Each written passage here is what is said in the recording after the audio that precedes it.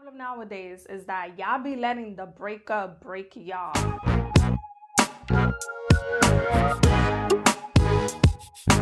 So after a failed relationship or a relationship that was not meant to work out, or maybe this person was good for you, maybe you guys were good for each other, but y'all wasn't meant to be for that very moment, learn how to bounce back. Because what a lot of people was doing, they're letting the relationship consume them. They're letting the relationship take over their life, where they're delaying their own happiness, where they are blocking their own blessings. Stop letting the breakup break y'all. Do this instead.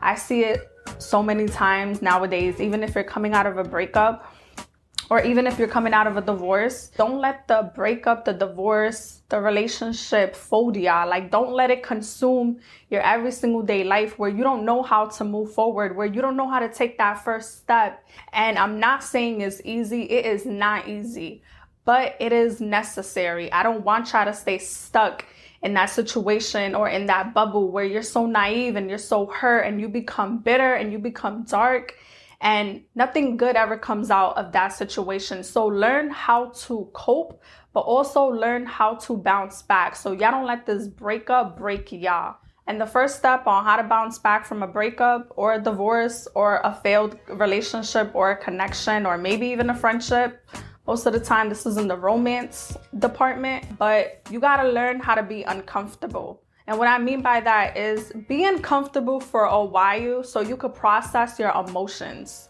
You know, when you're processing your emotions and you're figuring out what went wrong, what went left, you're doing a lot of evaluation about the relationship. You learn a thing about yourself and maybe that other person. You learn about what worked and what didn't work. So just be uncomfortable, go through the pain, acknowledge your emotions. Don't hide it, don't suppress it. Just keep growing from your pain. So when you're uncomfortable, you're gonna have hard days, you're gonna have bad days, you're even gonna have bad mornings.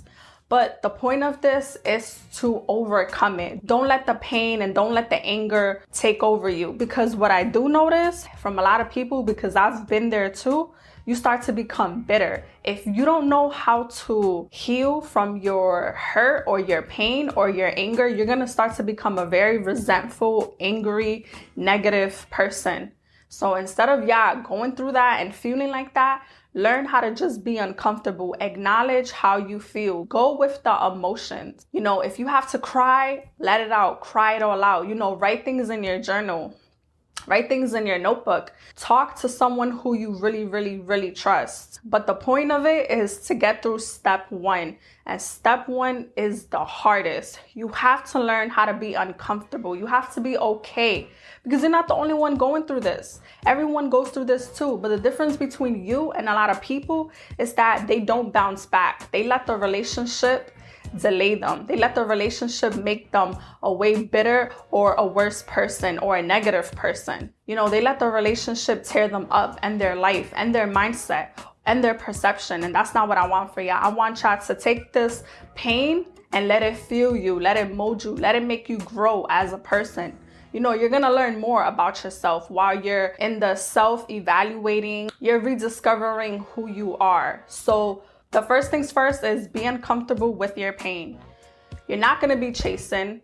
You're not going to be begging. You're not going to be wondering, oh, but what if I've done this? Let me hit up this person. Maybe I can try and fix this. Because when you're not chasing, you're healing. And when you're healing, you're self-evaluating. And when you're self-evaluating, the pain starts to subside. It will decrease. It will get less and less more painful. And the second thing about being uncomfortable is that identify who you was in that relationship and leave that old version of you behind. In all relationships, it takes two people. So you are 50% of the relationship, which means you are 50% of the breakup.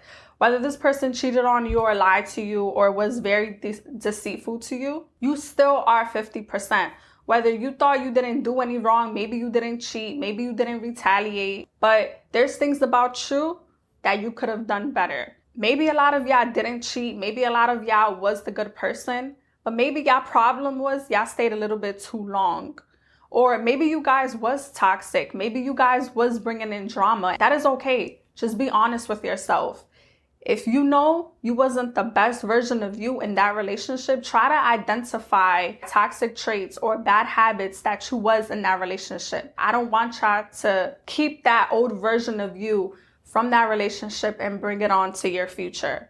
Now, if you was your bestest self and you was good in a relationship, you wasn't bringing in drama, you was the best you that you can be, there's still something that you done wrong. There's still something that you could have done better. There's a version of you that you still needed to grow. So if you think that you didn't do nothing wrong and you was the best version of yourself, maybe you was the full package at the wrong address, and that still is doing something wrong. You was giving your all to the wrong individual. So with this kind of situation, you need to recognize the type of people you're attracting into your life. So it means that you still need to grow, whether you did right or wrong. There's something about you in that relationship or version of you that is attracting the wrong individuals to you. So once you identify what went wrong in that relationship and you identify who you was and you acknowledge that version of you, work on you, work on restoring yourself. Recognize that you need to leave some patterns behind. So the point is that you're going to restore who you are as a person. You're going to restore that energy back into yourself. You're going to pour into your own cup and learn how to grow and evolve from that version of you and become the best version of yourself. You want to attract who you are. You want to attract the person that can match your energy. And the best way that you can do this, like I always say, is that a lot of y'all may not like to write, y'all may not like to journal. But for me, I like to listen to Steve Harvey. Listen to a podcast that's going to restore you, that's going to uplift your presence, that is going to uplift your spirits, that's going to give you words of encouragement. Read books that is going to help you become the best version of you, where you start to work on yourself internally, because it's not always physically, is always internally. Change your mindset. Know that every relationship that you have had has served its purpose. Now, for me, when I went through breakups in my past, I always thought of it so I don't become bitter and I don't become angry or resentful towards them. I always thought of it that these people I've been dealing with, they served a purpose. Whether one person in your life gave you your child, be grateful that they gave you your kid. Another person, maybe they taught you how to drive. Maybe another relationship, it has taught you how to communicate better. Maybe another relationship has taught you how to become more independent because you were so codependent on that relationship.